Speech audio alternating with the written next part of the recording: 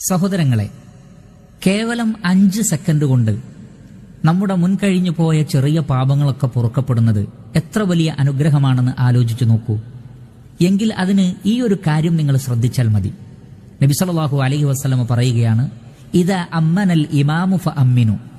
ഇമാം നമസ്കാരത്തിൽ ഗൈറുൽ മഗ്ദൂബി അലൈഹിം വലദ്ദാല്ലീൻ എന്ന് പറഞ്ഞുകൊണ്ട് ആമീൻ പറയുമ്പോൾ നിങ്ങളും ഇമാമിന്റെ കൂടെ ആമീൻ പറയുക.